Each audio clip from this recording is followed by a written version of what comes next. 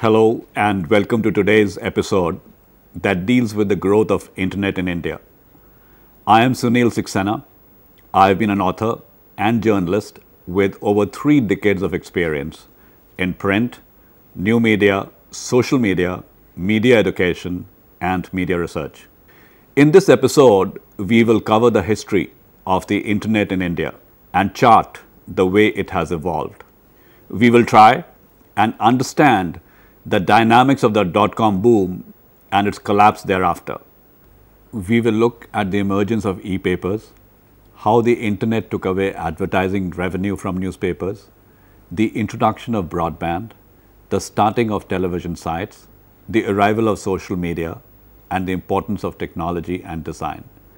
But before that, let us look at the rapid speed at which internet spread across the world. It took 38 years for the radio to reach 1 million people. Television took 15 years to reach the same number. And the internet? Just 4 years. Very few of us know the role of education and research network, also known as ERNET, in bringing the internet to India. The project began in 1986 under the auspices of the Department of Electronics. It was funded by the Government of India and the United Nations Development Programme. The project involved 8 participating institutions. These were National Centre for Software Technology in Mumbai, Indian Institute of Science, Bangalore, the 5 Indian Institutes of Technology located at Delhi, Mumbai, Kanpur, Kharagpur, and Chennai, the Department of Electronics in New Delhi. 2 other agencies that gave internet a big push in India in the early 90s were the National Informatics Centre, popularly known as NICNET, and the Software Technology Parks of India, which is also known as STPI. Each had a separate charter, but each in its own way helped internet to grow in India. While the National Informatics Centre played a major role in connecting ministries and state governments, the Software Technology Parks of India emerged as an important data carrier and helped the software industry, especially the small and medium enterprises, to connect with the rest of the world. Now that's a milestone. It was on August 15, 1995 that the people of India got their first public internet service. This service, which was named as a Gateway Internet Access Service, was provided by Videsh Sanchar Nigam Limited, a Government of India undertaking. The 4 cities where the service was first made available were Delhi, Kolkata, Chennai, and Mumbai. Later, points of presence were set up in Bangalore and Pune. People of these cities could access the internet through dial-up accounts. I'm sure all of you know what dial-up accounts are. They were very slow, and it took subscribers considerable time to log on to the net. Often, the connections would break down, but this did not deter Indians from logging on to the net. The first media sites came up in India in 1996. They were set up by the Hindu, the Times of India, and the Indian Express. Language newspapers too followed suit, and Dinamani, a Tamil newspaper, was among the first to set up its website in early 1997. These were elementary websites and carried only a small number of news reports published in the newspaper. These reports were published once a day after the newspaper had been put to bed. But even these limited offerings drew a good response. A large number of Indians living abroad logged onto the sites to learn what was happening back home. The traffic came largely from Indians living in the US, Canada, Singapore, Hong Kong, Australia, and parts of Europe. There was little traffic that arose from within India. And the reason? It was because very few Indians had internet connections. Also, there was not enough bandwidth available within India. The general view was that internet journalism held potential, but it was too early to bet on it. Newspapers therefore limited their involvement to setting up low-tech websites. Their decision in a way was made easier by the fact that it cost virtually nothing to set up a website. Journalists too were wary to move to the net.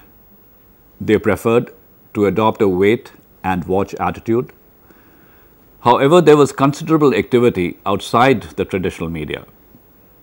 An important site that came up at this time was rediff.com. The website that was set up in 1996 became a trendsetter for internet development for the next several years. The country also got its first internet cafe in 1996. It was set up in Mumbai. Another first was the launch of India's first online banking site, and the credit for this goes to ICICI Bank. It set up its online site in 1997. The same year also saw the launch of Naukri.com, which became India's leading job site. 1997 will also be known for one more event. This was a sale of the popular email application Hotmail, which was developed by Sabir Bhatia. It was sold to Microsoft for $400 million. The year 1998 can be called a watershed year in the evolution of internet in India. In October 1998, the government ended the monopoly of Videsh Sanchar Nigam Limited by opening the internet to the private sector. And what happened? It led to a burst of interest in internet. Several companies applied for licenses and began building the internet infrastructure.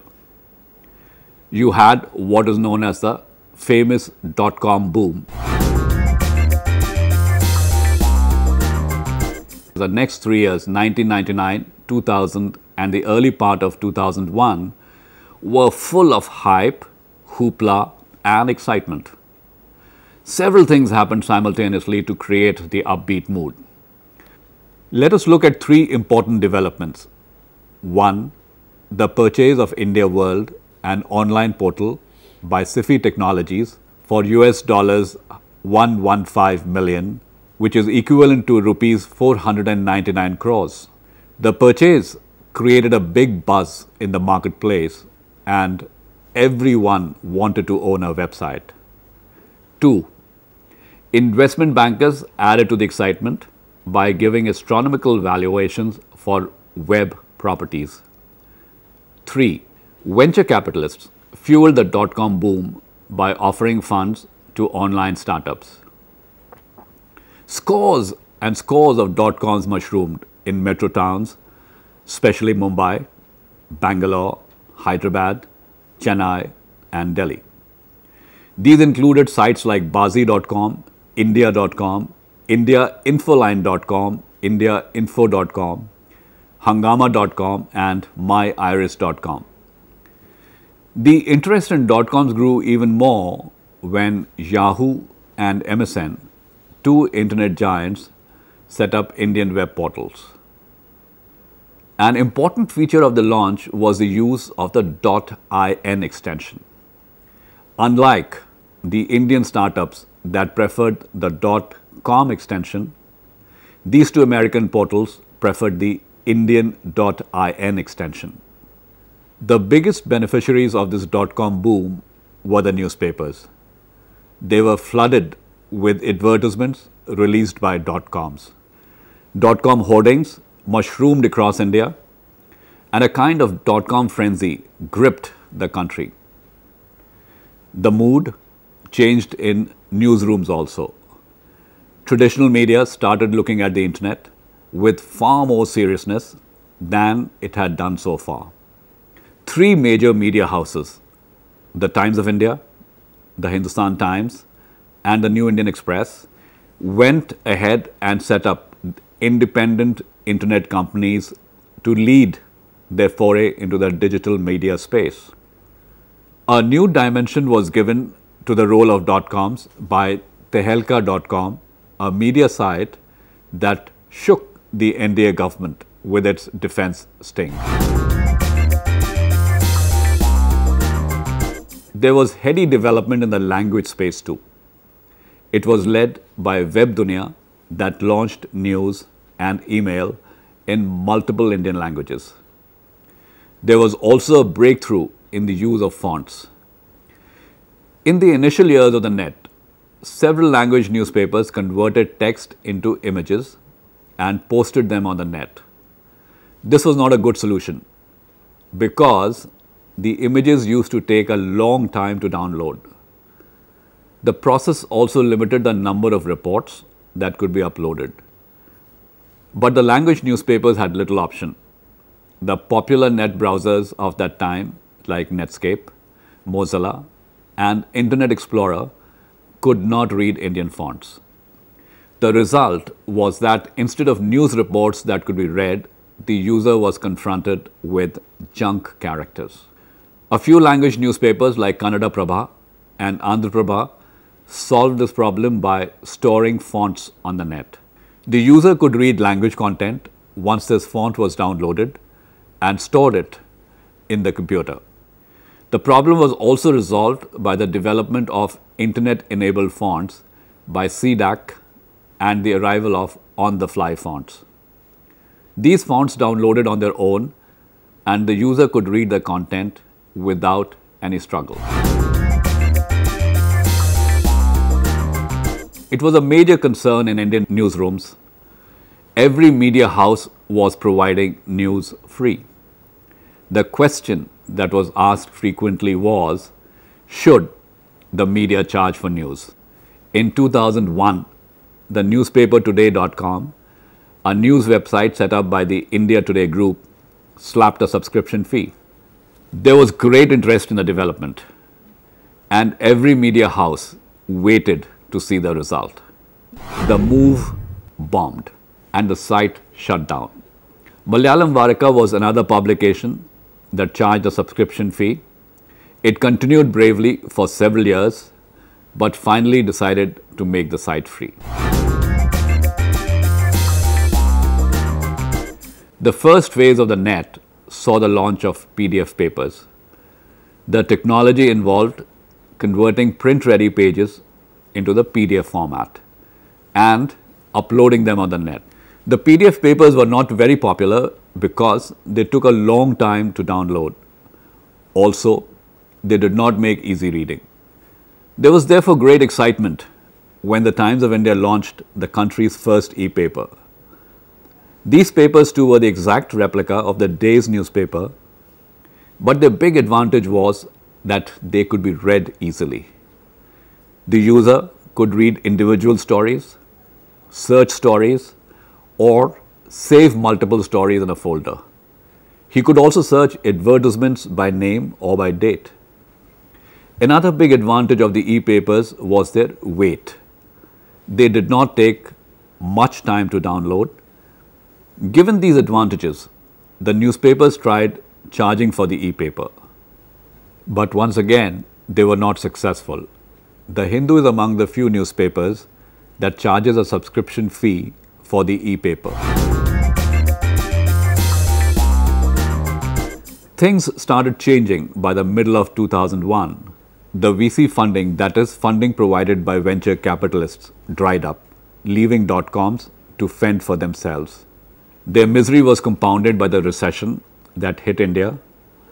There was all-round gloom and several high-profile .coms closed shop.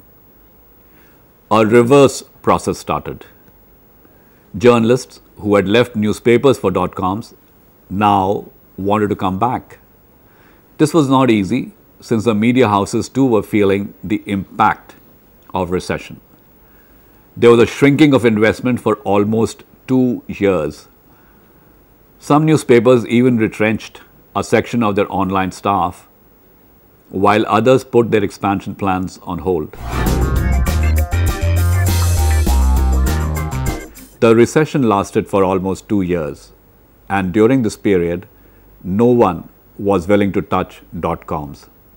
However, by 2004, the mood began changing once again. There were several important developments that occurred at this time, many of which changed the way internet came to be perceived in India. The first was the launch of the online ticketing site by Air Deccan, India's first economy airline. The site was launched in 2003, and it soon pushed other airlines to launch similar online ticketing sites. Soon, a whole new genre of travel sites sprung up, giving internet a huge push. The year 2004 also saw two big ticket sales.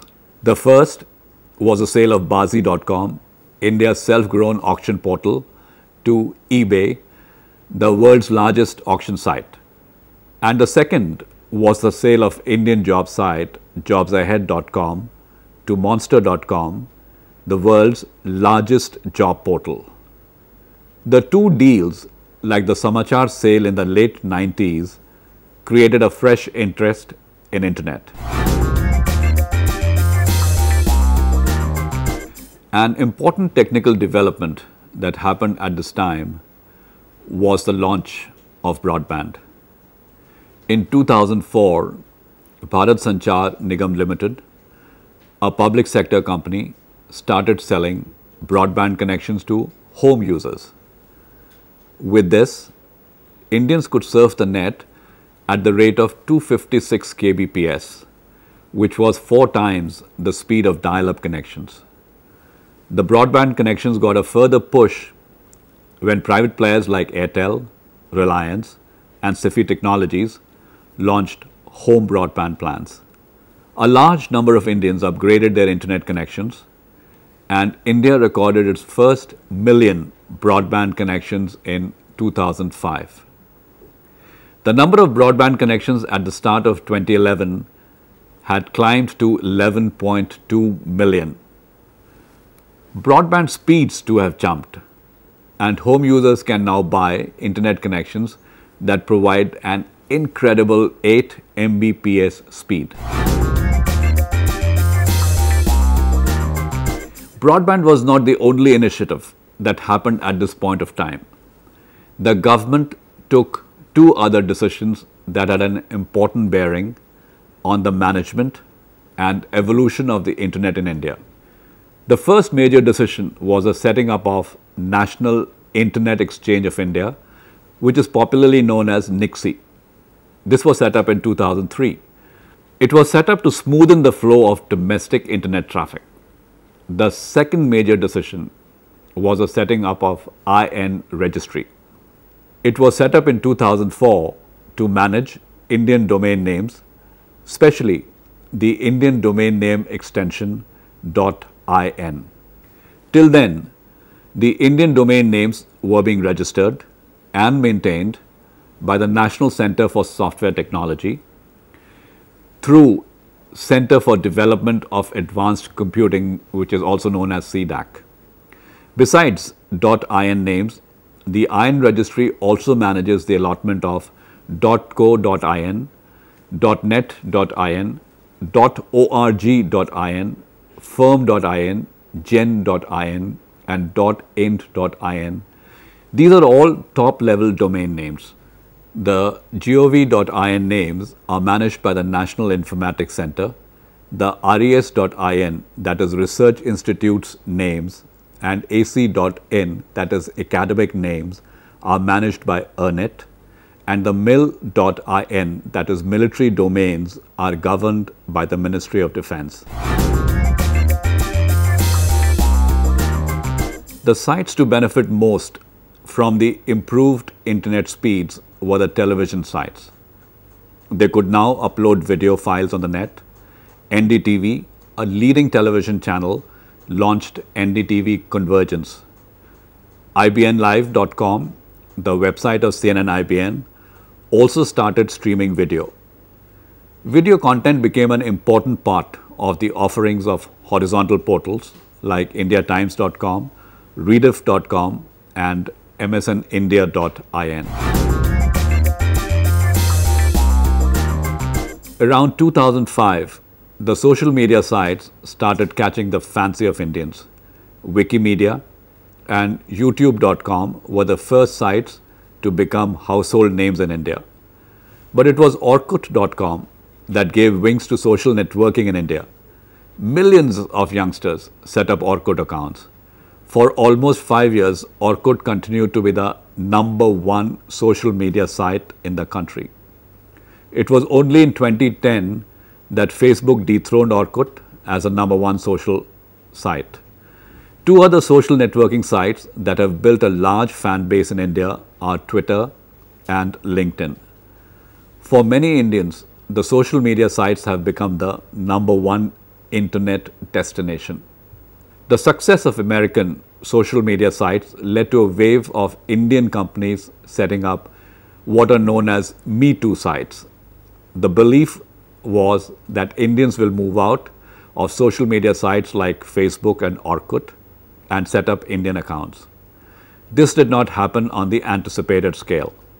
But still, millions of Indians have opened accounts on desi social media sites like minglebox.com, fropper.com, bharatstudent.com, ibibo.com and bigadda.com. Blogging is another activity that took off during this period. The credit for this goes mainly to WordPress and Blogger, two blogging applications that provide free blogging tools. These are not the only blogging applications that are being used by Indians, though they are the most popular. There are several Indian organizations that provide free blogging facilities. These include rediff.com, sifi.com, Silekha, and indiatimes.com. Initially, all blogging was in English, but in 2007, WordPress launched blogging facilities in Indian languages. It was followed by rediff.com, which also empowered its users to blog in Indian languages. Thanks to these initiatives, Indian bloggers now blog in Bengali, Gujarati, Hindi, Kannada, Malayalam, Punjabi, Tamil, and Telugu. Another important development in the Indian blogosphere has been the setting up of blog directories. These blog directories help web users locate good Indian blogs and connect them with like-minded bloggers. The popular Indian blog directories are Blogstreet, Labnol, India Blogs, India Bloggers Ring, Technorati India Blogs, Blogwise India, Blogflux, and Desi Blogs. The first websites were HTML sites. They used static pages where 6 to 10, sometimes even more, stories were placed on a single page. The user had to scroll down the page to read the stories. It was certainly not user-friendly. These pages were difficult to manage. For even one change, the entire page had to be downloaded, the change made, and uploaded once again. Hyperlinking was manual and often led to faulty or wrong links. By 1998, Indian sites started using active server pages, popularly known as ASP. This technology was developed by Microsoft and brought in dramatic changes. Each report now had a distinct identity and a web address. The program linked the pages automatically. Editors could make changes on the server. Microsoft further developed this technology and introduced ASP.NET, which was even more versatile. There were also impressive developments in open source technology. Several organizations switched to Joomla and Drupal, two open source content management systems. RSS was another technology that was adopted by most media sites as it made it easy to distribute content to end users.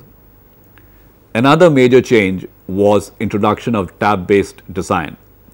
This happened in 2007 and scores of Indian websites introduced tab-based design, which made it possible to showcase more stories on the home page than was possible earlier. In fact, so popular was the new design that the period 2007-2008 saw a wave of redesigns happening. The sites that were redesigned during this period included the popular timesofindia.com, Hindustan Times, Indian Express, Express Buzz, indiatimes.com, rediff.com, yahoo.in and dinamani.com, kannadaprabha.com and the hindu.in and deccanherald.com also followed suit. By 2009, the social media sites had started gaining traction and editors realized the value of putting Facebook, Twitter and LinkedIn buttons on their sites. Almost all sites today carry social media buttons since it leads to higher traffic. A major challenge for news media in India has been the evolution of classified vertical sites. The first was Naukri.com, which became a powerful job site, taking away a lot of job ads from newspapers. Then came a series of matrimonial sites like bharatmatrimony.com, shadi.com that achieved great popularity. These sites chipped away matrimonial ads that the newspapers traditionally published. Another classified pillar to feel the heat was real estate. Several real estate sites emerged, but they have not been able to challenge the newspapers as much as the job and matrimonial sites. The moving away of classified advertisements to non-media verticals pushed at least 2 Indian media houses to launch their own classified sites. The Times of India group has set up timesjobs.com, simplymarry.com and makan.com. HT Media has set up shine.com, a jobs portal. The Information Technology Act came into existence in 2000. It laid down the legal framework for the different electronic activities conducted using computers, computer systems and computer networks. The many areas that the Act covered included digital signature, role and responsibilities of internet service providers, conduct of e-commerce activities. It also laid down penalties for violating the law and guidelines for conduct of investigations. However, with the growth of the internet in size, shape and nature of activities, it was felt that the Act needs to be amended. In December 2006, the government therefore introduced the Information Technology Amendment Bill 2006 before both the Houses of Parliament. The bill was referred to the Parliamentary Standing Committee on Information Technology, which, after examining the changes suggested by the committee, introduced the Information Technology Amendment Bill 2008 before the Parliament. These amendments were passed in December 2008.